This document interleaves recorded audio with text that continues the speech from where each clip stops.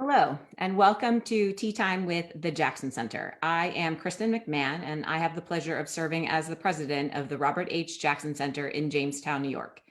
Today's tea is sponsored by the Jamestown Bar Association. Justice Jackson was a distinguished member of the JBA, which continues to protect and promote the professional interests of its members, foster pride in the profession, and encourage civility and collegiality in the practice of law. They also mentor young attorneys and law students. And so if you're interested in a mentor, please contact the Jamestown Bar Association.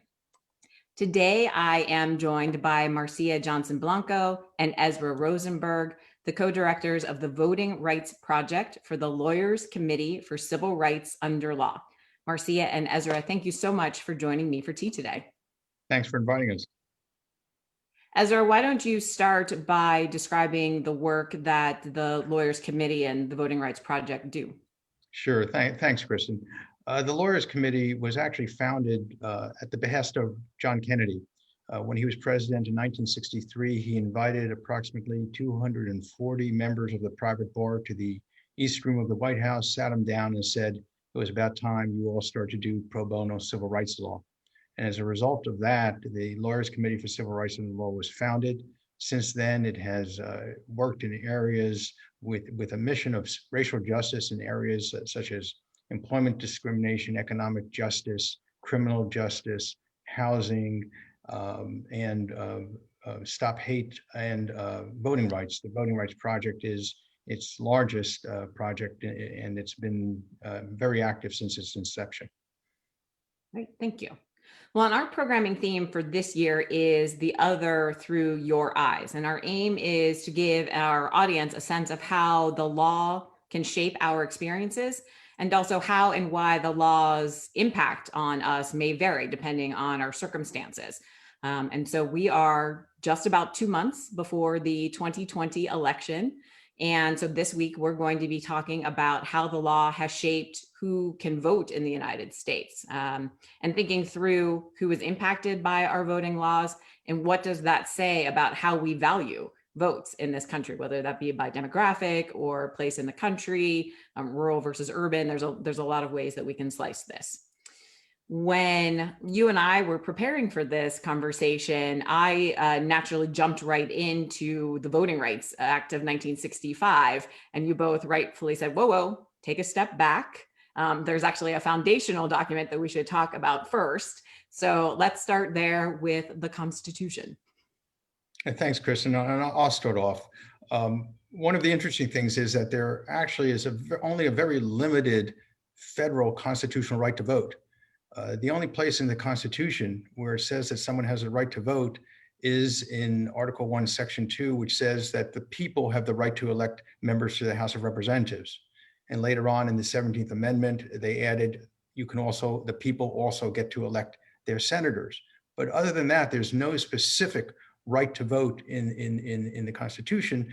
What is meant by right to vote is really the protections that are built up once that right is granted, either by states or as in the election of members to Congress. So, for example, the 19th Amendment, which just had its 100th anniversary, protects against discrimination again on the basis of sex in connection with voting. The 24th Amendment protects against the use of taxes, such as poll taxes, in voting. And the 26th Amendment protects against discrimination on the basis of age for those 18 years or older in connection with voting. The two most important constitutional provisions are the 14th and 15th Amendments when it comes to voting. The 14th Amendment contains the Equal Protection Clause, and that guarantees everyone equal protection under the laws. And that has led to such things as the one person, one vote doctrine, that everyone's vote is equal to anyone else's. It should not depend on where you live. So when you draw congressional districts, you cannot favor, let's say, rural districts to the prejudice of urban districts. It has also become the foundation for right to vote law, which says that you cannot burden the right to vote to an extent that is not justified by legitimate state interests. And it has led to, more recently in 2000, some of you might remember the Bush versus Gore suit, which ended up in the Supreme Court and which decided who was going to be president. And the basis of that was equal protection clause, because different counties in Florida had used different methods of counting ballots. And the court said that can't be. There has to be a uniform standards in order to meet equal protection. And the next provision that is so important is the 15th Amendment, and that protects against that prohibits discrimination on the basis of race or ethnicity. And that was one of the post-Civil War amendments. It has led, and it is the foundation for, as Kristan mentioned, the Voting Rights Act of 1965, which is one of the most important statutes and one of the most effective statutes that this country has, that Congress has ever passed. That has a section called Section 2, which prohibits against discrimination in voting in practices or policies that serve to prevent minority populations from having an equal opportunity to elect candidates of their preference. And that you will talk about some suits that we have litigated under that statute. And another section was Section 5, which stopped states that had a history of discrimination from implementing policies or procedures that discriminate, implementing any policies or procedures that change the voting, the way people vote, unless they got approval from the federal government. And that provision was struck down effectively by the Supreme Court in 2013 in the case of Shelby versus Holder. Now, there's one other provision, because I'm going to turn this over to my partner, Marcia, to talk about some other statutes, the Elections Clause, which provides that states have the power to decide manner, place, and time of holding elections, but subject to federal overrule. And with that, I'll pass it over to Marcia. Thank you, Ezra. And Kristan, your instinct wasn't wrong in going immediately to the Voting Rights Act, because my position is American democracy began with the Voting Rights Act. Because while there were those constitutional provisions, the implementation was resisted for many, many years until the passage of the Voting Rights Act really allowed everyone who was eligible to be able to cast a ballot and have that counted. And building from the Voting Rights Act, we get to the National Voter Registration Act of 1993. And that law sought to make voter registration more accessible in federal elections. But of course, you know, when there's a standard for federal elections, states tend to adopt similar standards. But what the NVRA did was to allow voter registration through, as most of us are familiar with, the DMVs, or Department of Motor Vehicles, or public assistance agencies. And the other thing that it did was to put forth a standard to remove people from voting rolls. And so you can be removed from the voting rolls if you have a felony conviction, or you're deemed to have a mental incapacity, or if the jurisdiction has any reason to believe that you've moved from that jurisdiction. However, in order to remove you in the belief that you've moved, they have to send a notice to your last known address and wait until after 2 federal elections before they could remove you.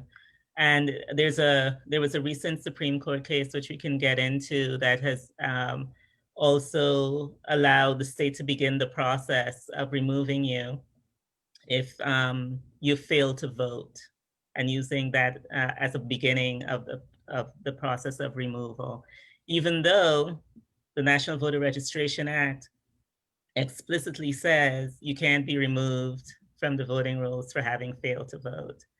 But in Husted versus APRI, the Supreme Court says, well, you're not being removed for not having voted. It's just that the process of removal is beginning. You have to love how lawyers can split hairs over things like that. And so, you know, building from the NVRA, we get to HAVA, which is the Help America Vote Act of 2002. And that act was in response to the 2000 elections. as Ezra mentioned, that the 2000 election went to the Supreme Court, and the Supreme Court made a decision to stop the count in Florida. But, you know, the spotlight was on Florida because there were so many issues with election administration that in that state. There were voters who believed they were properly registered to vote, who weren't on the voting rolls. People showed up and weren't given ballots, even though they believed that they were eligible and had no way to vote. And so what HAVA did is to allow for provisional ballots. So now if you go to vote and for some reason your name isn't on the rolls, but you know that you're registered and you should be able to vote, you have to be offered a provisional ballot and also instructions about how to make that ballot count. And the trade-off for allowing the provisional ballots is that first-time voters have to show an ID when they vote, either when they register or their first time at the polls. And so there was that balance between allowing opportunities to vote, but also verifying voter identity. And that opened the door to a lot of voter ID laws. And Ezra litigated our Texas voter ID law and can really tell you about the impact of voter ID laws a little later. One other two other federal laws I wanted to mention. The other is UOCAVA, the Uniform and Overseas Citizens Absentee Voting Act. And basically it allows the military or citizens voting overseas to vote by absentee ballot. And that ballot has to be postmarked by election day and received within 10 days after an election. And now that we're doing there's a lot of conversation around vote by mail and how it works and its impact, you know, UOCAVA serves as a base for that conversation. And then we have disability acts that specifically the Voting Accessibility for the Elderly and Handicapped Act of 1984 and the Americans with Disabilities Act that require that polling places be accessible. And if they're not accessible, to provide alternative means of voting, such as curbside voting. And so all of those laws serve as a basis for enforcing the right to vote and ensuring that election administration laws are equally applied. I think one of the things that struck me when I was doing research for our conversation is just how recent so many of these are. You know, the Voting Rights Act, really, which is the oldest of what we've discussed, was 1965. And then the Uniformed and Overseas Act that you mentioned was 1986. And the Elderly and Handicapped was 1984. And then the National Voter Registration Act was 1993. And so really, this is, when you consider really how long we've been voting in this country, this generation of laws is, you know, within the last 50, little over, well, almost 70 years, we go all the way back to the Voting Rights Act, but really within sort of 30 to 40 years for the main crux of this. And I just found that really astonishing that these are things that we seem to only have recently started grappling with because they were not new. And those challenges had existed in voting more than likely, more or less from the beginning. But what a lot of these conversations as we move into this election season seem to boil down to is confidence in our system. And so trying to make sure that all of the eligible votes that should count do count, and obviously trying to mitigate anything that might impact that. So why don't we start by talking about some of the voter registration issues, because I think that people might be surprised that this is still as this plays still as significant a role as it does.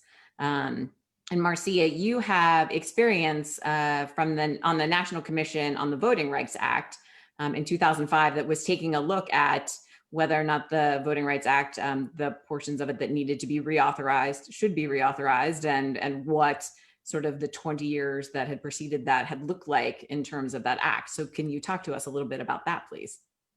Sure, yes. I've been involved in looking at the record of discrimination in voting to build the congressional record, as you said, for the reauthorization of key provisions of the Voting Rights Act. Ezra mentioned Section 5 of the Voting Rights Act, and that was really a key provision that required states with a history of discrimination in voting to submit voting changes to the federal government for review before they could be implemented. So it was an attempt to stop discriminatory voting laws in their tracks before they had an impact. And when in 2005, when Congress was looking at the reauthorization of that provision, it was important to have a record showing that discrimination still existed and that provision was still needed. And indeed, after the reauthorization was passed, the reauthorized bill, within 8 days of being signed by President George W. Bush, was challenged as unconstitutional. And that led to 2 cases that looked into the constitutionality of the Voting Rights Act. And in 2013, the Supreme Court determined that that formula that determined which states had a history of discrimination and had to submit their voting changes, that formula was unconstitutional. So again, in 2014, I was part of another commission looking at and really updating the history of discrimination in voting, but also at election administration issues that prevent voting. And as you said, voter registration is one in which, because we don't have a robust civics education in this country, we start from the very beginning. There's some people don't know that you have to register. People are not aware that there's a deadline. And so you can't, some states you can show up and register and vote on election day, but in most you can't. And then also if you move, you have to update your voter registration in order to be able to vote at your local polling place. So we start from that entry into voting where there are challenges, and then unfortunately it builds from there. I feel like Yeah, we need if I can add, yes, please, Ezra. if I can add to what Marcia just said, we've had some cases. For example, Georgia had a policy where it required an exact match between every letter and every number in an application for registration and databases such as the Social Security database and driver's databases, both of which are notoriously inaccurate. And if there was any difference, they would take the voter off the registration list and make them put them on a suspended list. We sued them. We were, as a result of the suit, the legislation changed the law. But that's the sort of things, and that happens in other states. So it's a really registration is not as easy as one would like it to be. Well, and as Marcia mentioned earlier, sorry, Marcia, go ahead. Sorry, there's so much to say, but just one more thing I wanted to mention with regards to voter registration is that, I mentioned that the NVRA has a process in which you can remove voters. And we've also found jurisdictions who have been removing voters without following that process, particularly when voters' eligibility to vote is challenged by an outside group, and they would remove the voter rather than going through the process of sending the notice and waiting for 2 federal elections. So there are, again, other challenges related to being able to get on the rolls and stay on the rolls. Yeah, I mean, we had one suit down in a small county in Georgia, Hancock County, where they decided to challenge voters without following the NVRA. They kicked off about 100 and some odd voters, all of whom, but I think 2 were Black. We sued. We were able to get those voters back on who were improperly kicked off. But it took a little while. And by the time we won and got a very favorable settlement, the little town of Sparta, Georgia, in Hancock County had elected its first white mayor in 20 years. And also, unfortunately, at least one, if not two, of the people who should have been put back on the rolls died in the meantime, and obviously had not been able to exercise their right to vote before they died. So it really, this is serious stuff, and it's still going around the country. And Marcia mentioned during when she was talking about the NVRA, about one of the photo ID lawsuits that Ezra, you have been involved in. And, you know, it makes sense to me on the one hand that, especially if you are new to the polls, that you would need to have some sort of proof as to that you are who you say you are, and or that you are the voter you are representing to be. I know on the flip side, there are certain categories of citizens in the United States who traditionally have had either trouble getting an ID or don't see the need to have an ID. And so that restricts them. So could you talk to us a little bit about some of the photo ID work and that the Lawyers Committee has done and that you've been involved with? Sure. And this is really, it ties back to what Marcia was saying about Shelby, the Shelby decision that vitiated Section 5 of the Voting Rights Act, because the day that decision was issued, the Texas Attorney General announced that he was implementing Texas's new very strict photo ID law, and that law had been stayed under Section 5 of the Voting Rights Act. And that meant that we and other groups had to file new suits under Section 2 of the Voting Rights Act, which, as I explained before, prohibits discrimination voting. But the burden is on the plaintiff to prove that discrimination. Now, as you said, Kristan, it seems, not a big deal. One would think you use IDs to get into any number of office buildings when we used to be able to go into office buildings, and the courthouses and airplanes, etc. But there are IDs and there are IDs. Texas had an ID law before 2013, and that ID law was working quite well. It allowed any number of driver's licenses, utility bills, tax bills, employment IDs, and people would show that and they vote. But for reasons which we think were intentional discrimination, and in fact we proved it was intentional discrimination, they decided to narrow the IDs that a voter could use to vote to only 6. It had to be a current or expired within 60 days Texas driver's license. So if you had a driver's license from another state, you couldn't use that. You could use a passport.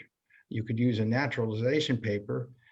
You could use I guess being Texas, a gun license, a right to carry with photo ID, and a military ID. And what they said were free IDs that they would hand out at motor vehicle stations. Well, first of all, Texas has 243 counties. 1/3 of them don't have DMVs. And Texas, as you know, is a pretty big state. And it's very difficult, even in those counties that have DMVs, for people to get there, particularly if they don't have cars. And what we proved at trial was that it was discriminatory because Black and Hispanic voters were 2 to 3 times less likely to have the required ID, and that it was 2 to 3 times more difficult for them to get the ID because of lack of cars, lack of public transportation, distances from DMVs. So we won that case. We proved both that it had a discriminatory effect and intentional discrimination. Ultimately, the Texas legislature passed a new law that was much better than the old one, and that was upheld, and that basically took care of the suit after we had gotten an injunction that was effective against them for that really ameliorated the situation to a large extent. So it was a big issue. Fortunately, in most of the states where it has been very strict, it was shot down, as in North Carolina. In South Carolina, there was another suit where they remedied the situation by allowing people who did not get to have the ID to sign a declaration that they were not able to get it. And more recently, In Tennessee, I'm sorry, in Kentucky, there was a law passed that also required IDs, which has now been, and we sued together with other organizations to stop that from being implemented this year because DMVs were closed. So people were not able to get the driver's license or other IDs, and the legislature recently passed a new law that took care of that situation for this year because of COVID. And there's two things I wanted to add on to that. With regards to the Texas ID litigation that we have, that we brought, one of the things that was really injurious about the ID law is that in order to get the ID, you had to have underlying documents, such as a certified copy of your birth certificate, which costs money to get. So we had a declarant in that case that, she said, I have to choose between my kitchen and the right to vote, because she really didn't have, I believe it was $40, Ezra, that she need in order to get the birth certificate to get the ID. So it wasn't just a simple matter of, as we said, not simple because of access and all of that, but there's also this underlying cost. Yeah, I'm actually, her exact words were, "You can't eat a birth certificate." There you go. And in Texas, it's a particular problem in many places of the South, because hospitals prohibited Black people from having babies in hospitals. So they did not have birth certificates regularly. So it's really that's the sort of thing that shows it becomes a racial issue. Well, and I think that's something that people don't necessarily consider. For a lot of people, $40 doesn't seem that prohibitive, but there is a significant portion of the population for whom $40, $20, or even less is really the difference between I can feed my family this week or this month, and I can't. And so, it's, I think sometimes, and I'm guilty of this as well, we take a look at our own personal circumstances and sort of really only consider, well, how would this impact me? Or how would I react to this?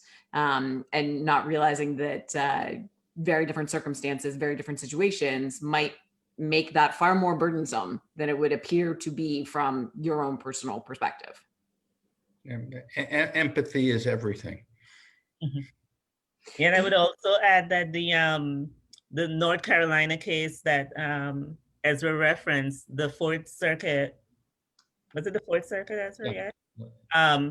Declared that the laws there, that ID law in North Carolina and other restrictive voting laws were passed with surgical precision to keep minorities from being able to vote. And that's the argument we make, is that these ID laws are really targeted towards certain voters and have a disproportionate impact on some voters over others. So we can't just look and say, well, yeah, what's the big deal about an ID? But it's what type of ID and how is the law being implemented is also really important for us to look at as well.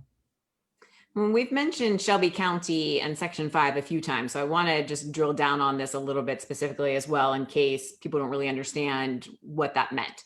So for Section 5 of the Voting Rights Act, it mandated that there were, in some instances, states, in other instances, regions. It even got down to the county and town level, depending on what we're talking about. Coming from the great state, the great Commonwealth of Pennsylvania, I was surprised to see that there were a couple of counties in Pennsylvania that were on that list. But they really needed, in order to make any changes to their voting laws, they needed to get pre-approval. And then with Shelby County, that when that case went to the Supreme Court, which I believe was 2012, if I'm remembering. June 25th, 2013, a date that will live in infamy, was when the decision was issued. And that basically gutted Section 5. So anyone who had previously needed to get pre-approval no longer needed to get pre-approval. So they are able to make any changes to their voting laws as they see fit. Yep. And the problem is severalfold, because first of all, you no longer have the transparency that the law gave you, because not only did it mean that they had to get pre-approval, but it meant that everyone knew what they were doing. And this is because they had to give notice to the Attorney General. And this is really important when you think of what the law covered, because it didn't only cover big things like voter ID laws that are passed by a state legislature, but it covers things like the consolidation of polling places, which is really important, because if polling places are shut down in a way that make it inaccessible for certain communities, that's a real problem. So it's those relatively, what people would think small things, but they're things that go under the radar because they happen at the local level. And unless someone tells you about it, you don't know it's happened. So you no longer have the chance to stop it before it happens. And that's the second thing. It's implemented first and then maybe litigated later, which makes a huge difference. The other thing, and you mentioned, Kristan, you're right that it's not only places in the South that were covered by this, but it's also, as you mentioned, counties in Pennsylvania, a good part of New York, Brooklyn was covered by it. Parts of Alaska were covered by it. Parts of the Dakotas were covered by it. So it really was not it was based on a history of discrimination in voting, the use of certain tests or other restrictions, things like that.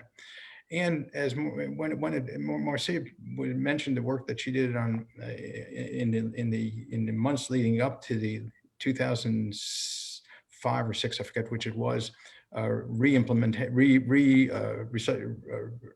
ratification or extension of the act, because it had a sunset provision.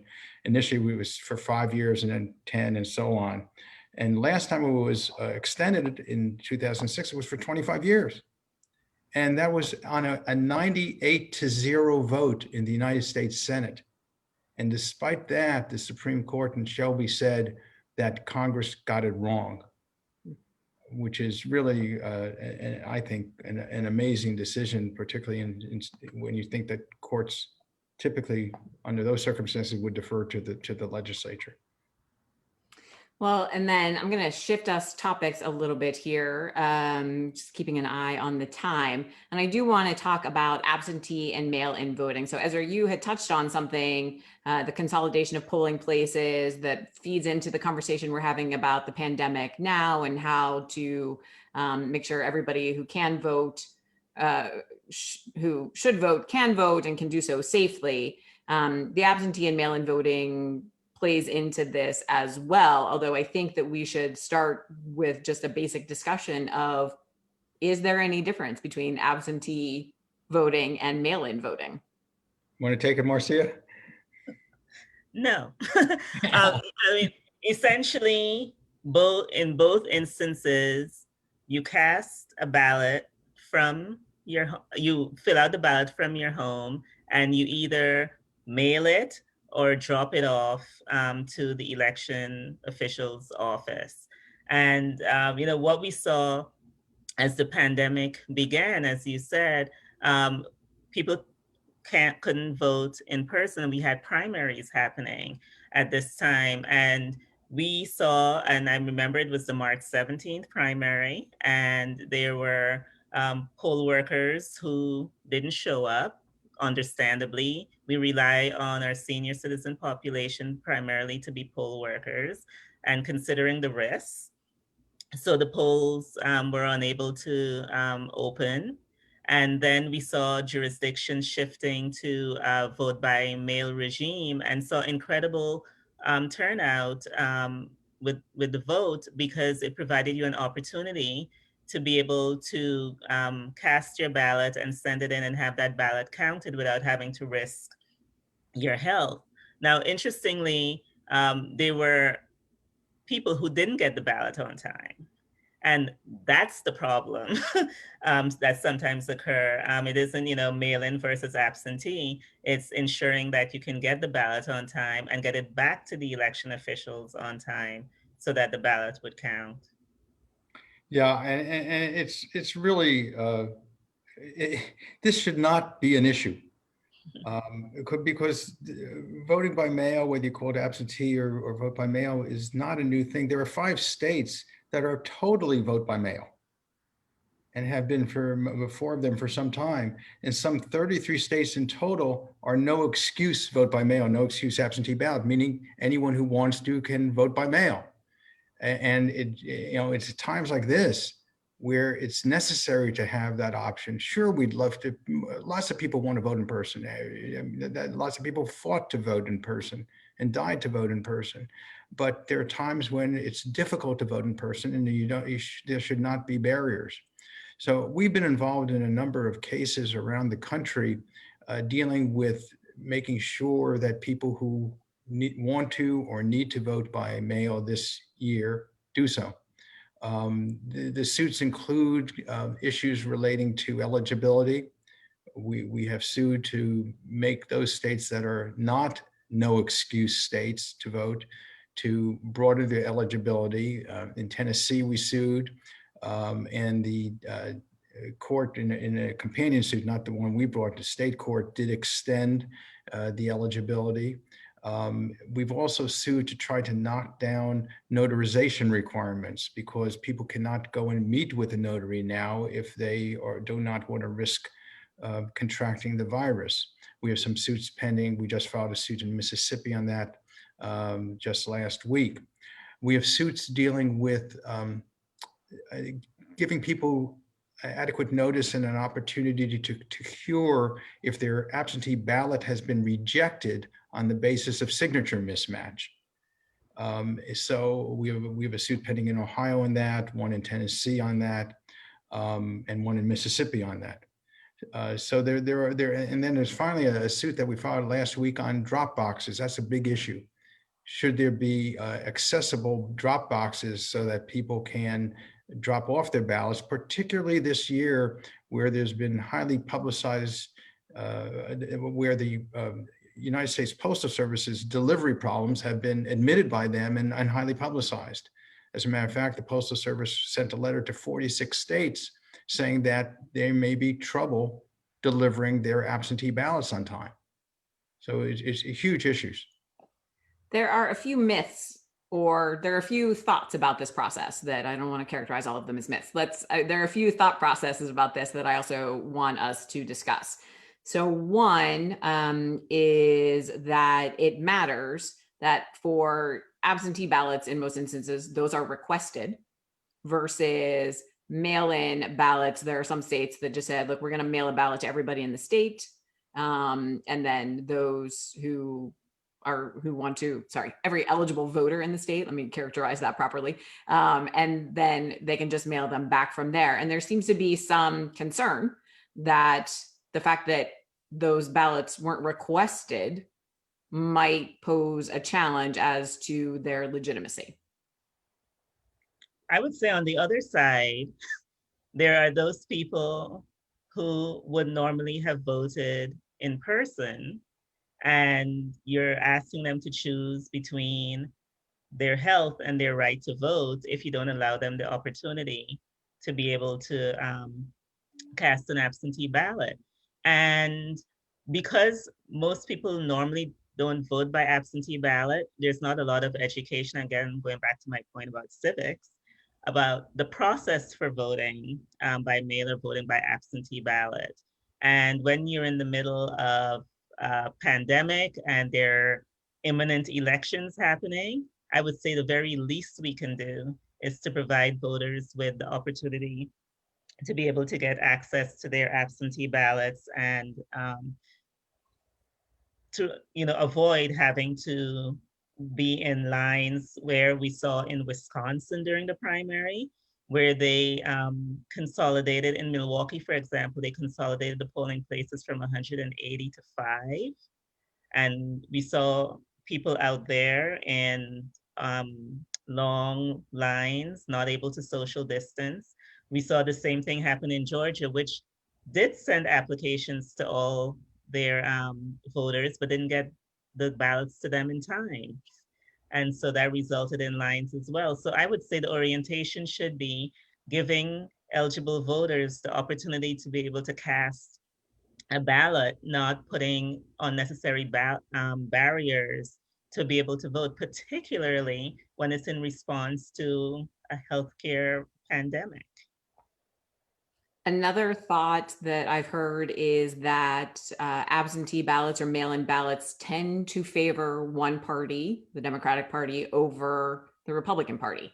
Thoughts on that? We're nonpartisan, and I should have said that at the beginning. But the fact is, I think historically it's actually been the other way. Whether that's changing or not, I don't really know. I mean, I think absentee ballots are probably going to ultimately favor whoever is the favored candidate at the time.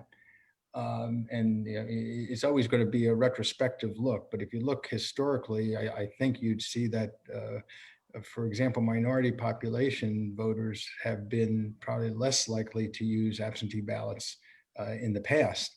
Now, whether that's going to change or not, particularly with the pandemic, I think you're going to see an upsurge in everyone's using absentee ballots.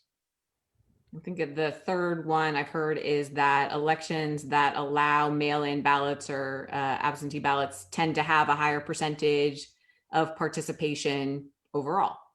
Yeah. Is that an accurate characterization? Well, I don't, Marcia, you may know that more than I don't know the statistics on that, but it sounds right. Yeah, and I would say in the states that do have vote by mail regimes, the participation rate is considerably higher than those that rely primarily on in-person voting.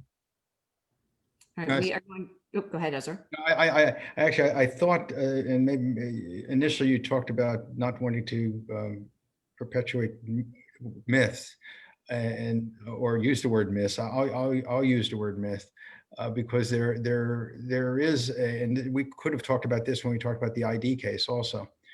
There is a position that has been taken publicly by various politicians and leaders to the effect that increasing voting by mail will increase the possibility of fraud. It's the same statement that was made vis-a-vis voter ID laws. And the fact of the matter is, voter fraud is virtually non-existent in America. And in the photo ID case, and the photo ID law was specifically justified by legislatures as a way to stop fraud. We proved that it was much more likely for someone to be hit by lightning than it was to witness a single case of voter ID fraud, voter fraud in Texas or anywhere for that matter. It doesn't happen. I think the Heritage Foundation, which is a relatively conservative organization, did a study, and they were only able to come up with, I think, a couple of dozen, if at that, instances of voter fraud over the past, I forget the number of years. I thought it was at least 10, if not 20 years, out of billions and billions of votes that were cast. There are very strict laws against voter fraud. And individual voter fraud is a very, very ineffective way of affecting an election. There may be instances of election fraud by election officials or by candidates, but and even those are few and far between. But individual voter fraud, it virtually does not happen. I would say that this reminds me of an analogy that there's so much conversation around voter fraud. And I remember, some funny thing of, when I was a child, just the amount that you heard about quicksand. I expected that to be a much bigger problem as I got older, because every cartoon you saw, everything, there was quicksand everywhere. You never knew when you might step into a pile of it. And I feel that voter fraud, the conversation, because it is so voluminous and so loud at times, that it really has just cemented that idea in people's brains of this is a significant challenge to which we always need to be moderating what we're doing in order to combat, and yet the statistics don't bear that out. No, I mean, and it's the same thing with non-citizens voting. Every so often, sure, a non-citizen usually accidentally votes, typically because whoever the official was who signed up the person at the DMV or at the Federal Assistance Agency registered that person. Mm-hmm. And they might vote, but the last thing that I think most non-citizens and particularly undocumented people want to do is to walk into a polling place in Texas where there are poll watchers and pretend that they're able to vote when they know they're not. It just doesn't happen. We're going to open it up to questions, but I'm also going to ask a question while we let the audience ask some. We have also, as part of our prep, we talked about potentially the need to moderate our expectations for election day, election night. With our 24-hour news cycle over the last couple of decades, we've gotten pretty used to pretty much knowing by the time people go to bed that night who has been elected. And certainly in this season, and assuming that there is that expansion of absentee or mail-in voting, since most of those deadlines are past the election day itself, most of them are not required that those ballots actually be in by November 3rd. That may mean we don't know who the president or representatives or senators will be, depending on your state, until a week or more, because that what I just said doesn't even calculate into the counting time. So, it may be a couple weeks after the election before we actually know who won. And how are people going to handle that? Yeah, no, it's a real issue, and it also, one hopes that the candidates, and not just presidential candidates, but senatorial candidates and congressional candidates, respect the system, and do that by saying that they understand that the voting isn't over until the last vote is counted, and do not claim victory based just on, for example, in-person voting on the night of election day. It just isn't right this year for many reasons, but including all of those that you said, Kristan. All right, so we have a question from Jack.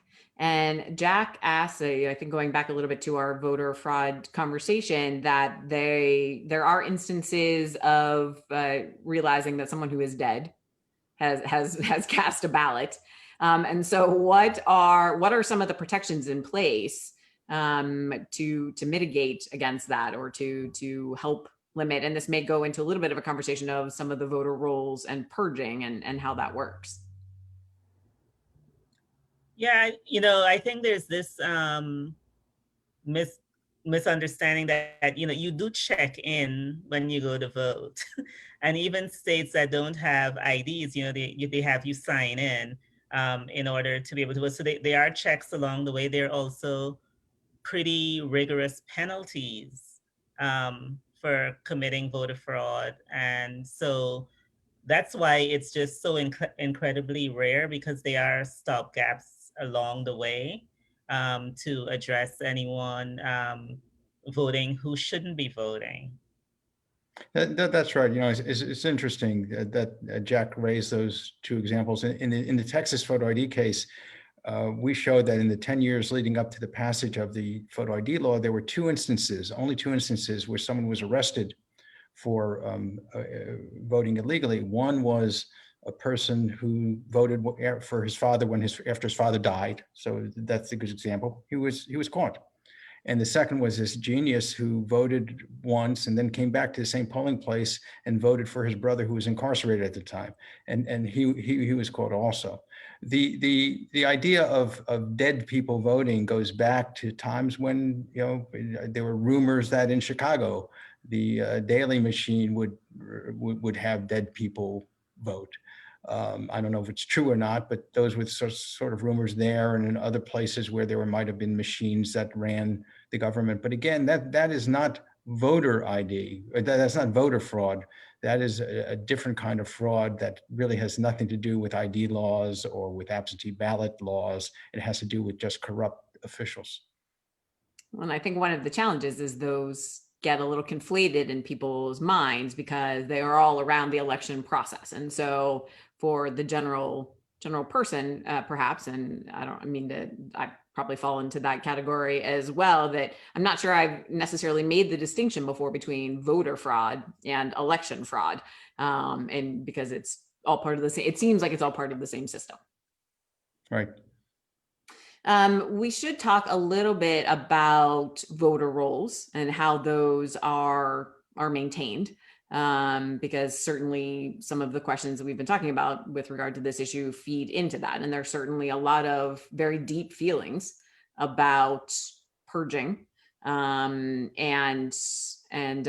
let's talk about, again, in the course of research for this, I discovered something called the Electronic Registration Information Center, ERIC, which has about 30 states. Now it started about 8 years ago, in 2012, with 7 states. And ERIC is an information clearinghouse that these 30 states, and please correct me if I go astray here, share. It's DMV records and some other records as well, to get a sense, and then an algorithm, I'm guessing, on the back end does at least an initial cut of, okay, it seems as if the John Smith who used to live over here in Alexandria, Virginia, is now the same John Smith who lives up here in Salamanca, New York, based on all of this underlying data behind it. And it doesn't do anything other than flag those records for the states to then investigate. Do I have that right so far? Is that? Yes, I mentioned with the National Voter Registration Act, it has very clear requirements about what you do with that information, right? So then you would send the notice to the voter who you believe is no longer at the address where they're registered, and then you wait for 2 federal elections before you remove that voter. So there are mechanisms to remove voters, but there's also this abundance of caution, because we want to make sure that voters aren't improperly taken off the rolls. And so, there are safeguards within the laws to protect against purging, and to put in place a process a standard process across the board that election officials need to follow before they could remove voters. Because the reality is that people move a lot, and it's not on anyone's priority list. Oh, I need to get in touch with my election official and let them know that I'm no longer eligible to register. And so there are list maintenance processes that happen all the time. The caution there is that it has to be done in a way that does not inadvertently take voters who are eligible and who are still at a particular address off the rolls and prevent them from voting. Yeah, we had a suit actually in New York where inactive voters' names were taken off the poll books that were kept at the polling places. So when they came in to vote, they would either be turned away or had to vote by an affidavit ballot. And we were able to get a favorable judgment in that case. Jack had a follow-up question as well, Ezra, because your answer sort of focused on, and Marcia, both of you sort of focused on in-person voting.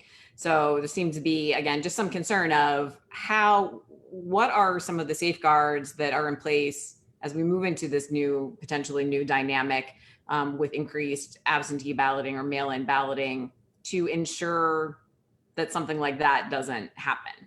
Sure. Well, first of all, there are criminal laws. It is illegal to vote if you're not eligible to vote. Those laws have very stiff penalties. The states have different ways of the procedures for the absentee ballots, but most states have some sort of either an affidavit or something that a declaration that the voter has to sign saying that the voter is a voter. And again, it's a crime to lie on that. So there are different ways of making sure that this is the voter. There are also, I mentioned before, signature mismatch. And signature matching is an inexact science, but most states do look at this, have their election officials look at the signatures and match it to the signatures on record. And that's another way of verifying if that is done fairly and if there is an opportunity for the voter whose ballot is rejected on that basis to cure it. And I would also say, to address the news that the president made yesterday about people who may have voted by mail going to vote at the polling places. First, I will say unequivocally that it is illegal to vote twice. And what happens if someone requests an absentee ballot and then shows up at the polling place because they may not have gotten their ballot in time? The poll workers do check to see where in the process that ballot is. And if they can see that, that ballot has been cast, or if the ballot hadn't yet been cast, they would give the voter a provisional ballot, but that provisional ballot wouldn't count until there's a verification of the status of the ballot that was sent to the voter.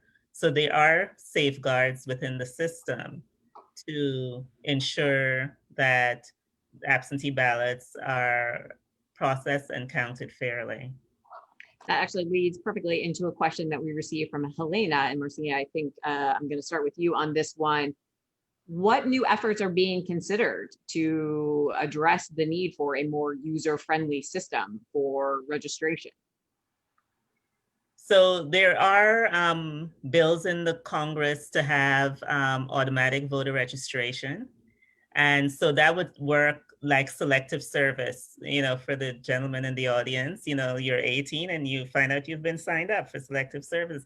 The government has databases that can determine your eligibility to vote. And so with automatic voter registration, if you interact with the Department of Motor Vehicles or any agency, they would, as part of that process, they would verify your eligibility and you would be on the rolls. And there's an opportunity to opt out because not everyone wants to vote. Everyone should, but not everyone wants to. And so there are bills such as that and then also that registration would move with you.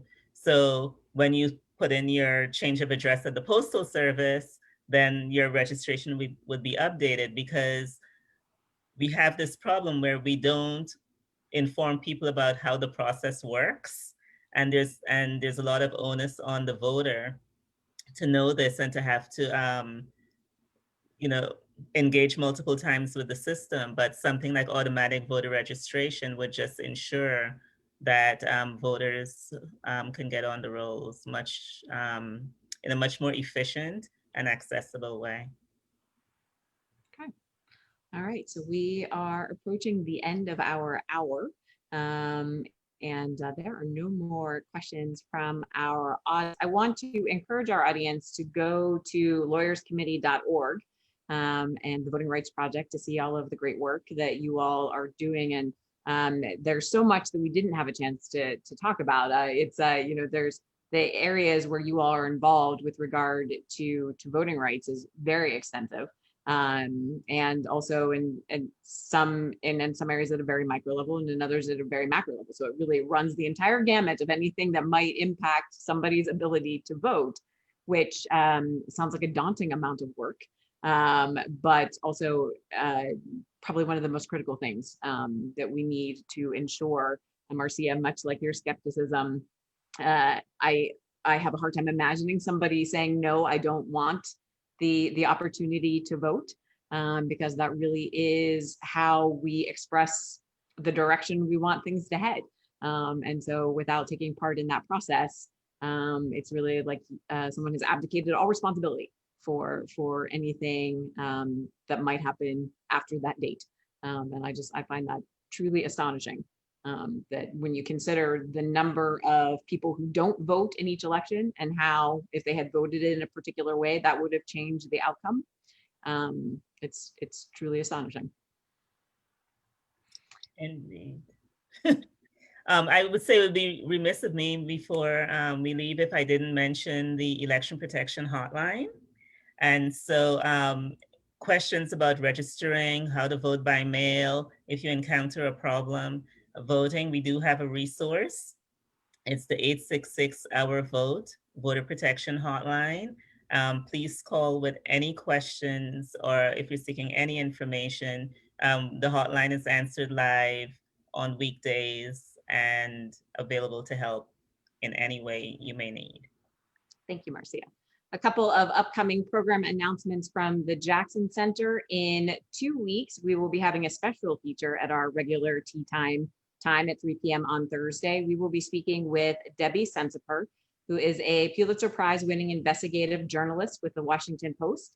She is our featured Al and Marge Brown lecturer, the lecture series on World War II. Debbie's latest book is Citizen 865, The Hunt for Hitler's Hidden Soldiers in America, which is the true story of a team of Nazi hunters in the United States Department of Justice as they worked to expose some members of a secret SS squad who had disappeared after the war.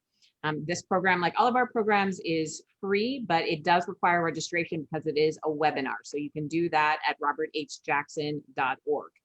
And then next Thursday, because I would be terribly remiss if I did not mention this, is the Jackson Center's first ever virtual gala. We start at 6:45 with a brief cocktail time. We have a James Beard award-winning mixologist who has developed a cocktail for the Jackson Center. And then at 7 o'clock, we will take you on a relatively short journey through all of the amazing work that the Jackson Center has done in its nearly 20 years of existence, using touchstones from Justice Jackson's life as our stopping point. So locally, nationally, and internationally, we have some entertainment planned. And so we really do hope you all will join us for that as well. Again, also free, but does require registration. And you can find that at roberthjackson.org as well. As I mentioned at the start of this, Election Day is 2 months away. I made a plug on our last tea time. I will do it this time, and I will do it everyone until Election Day. Please vote, get out there, encourage others to vote. Thank you, Marcia and Ezra, so much for joining me for tea today. I really enjoyed this conversation. So did we. Thank you very much. And thank you to our audience and to the Jamestown Bar Association for sponsoring today. Have a great day. You too. Bye-bye.